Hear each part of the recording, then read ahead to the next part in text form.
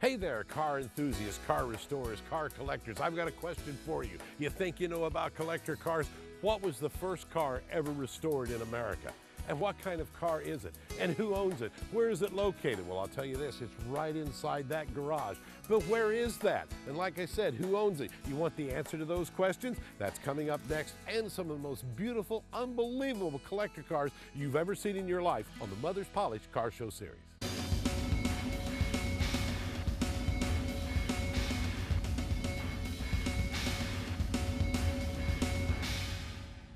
Well, hello, car lovers, and welcome to another edition of the Mother's Polished Car Show Series. Now, I asked you in the tease of the show about the first car ever to be restored in America, and who owned it, and what kind of car it was. Well, here it is.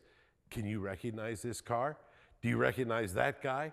That's Jim Grundy of Grundy Worldwide, the famous insurance company that insures collector cars. As a matter of fact, started the collector car business, or your father did, right? Right.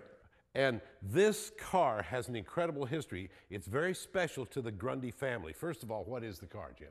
The car, Ted, is a 1909 Pierce Arrow Mini Tonneau.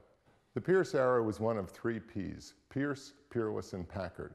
They were recognized as the greatest of the brass era, which was cars manufactured prior to 1915. The engine is a six-cylinder T-head. A T-head engine is defined by the shape of the combustion chamber. It's about 40 horsepower, which doesn't sound like much, but it'll push the car down the road about 60 miles an hour. My grandfather found this car at the beginning of World War II, 1937 actually, in a scrapyard about to be destroyed to make bombs in Philadelphia.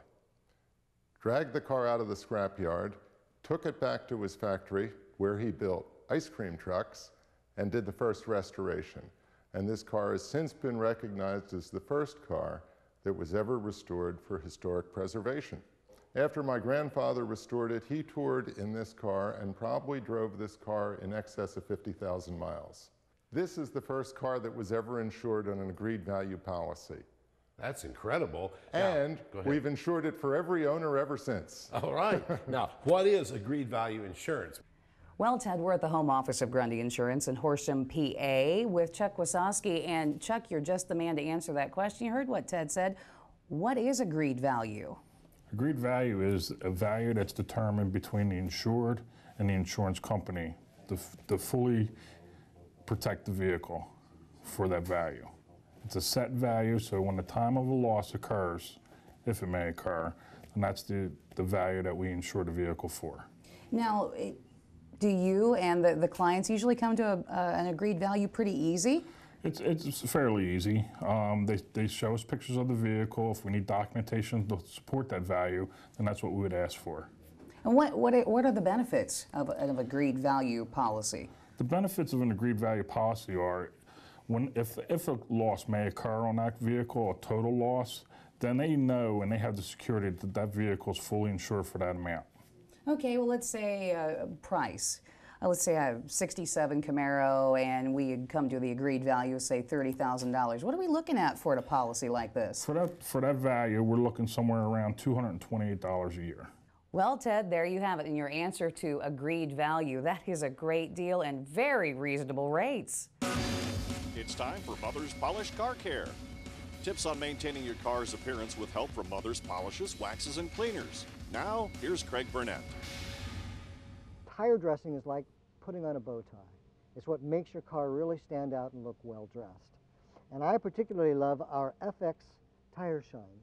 This product has a nice high shine going on, but then it kind of dulls down and looks beautiful and has kind of a matte finish when it's done. So it makes your tires look like they're brand new, not like they've just been shellacked. So it's a very, very good product. Now, when you're applying Tire Shine to a tire, we always recommend that rather than spraying it directly on the tire, which could get overspray on your paint or on your freshly cleaned rim, that you go ahead and you put it straight on the applicator. And I always like to use an applicator of some kind as opposed to a rag. It's much easier to control. And it really is a very simple process of just applying it to the tire. But, you know, when all else fails, try and read the directions, because what the directions say to do is to put it on, let it penetrate for a few minutes, wipe off the excess, and then buff to a high shine. Now if you do that, you're going to have a beautifully dressed tire, like a bow tie. It's not going to sling, and it's going to look beautiful for weeks and weeks and weeks. The Mother's Car Show series is brought to you by Mother's Polish. There's no shine like Mother's, available at quality retailers everywhere.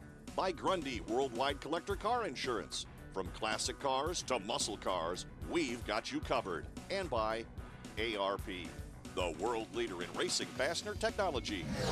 Coming up next, we'll tell you all about a Pullman. What is a Pullman? Well, stay tuned to find out. You know it's got to be one of Jim's cars.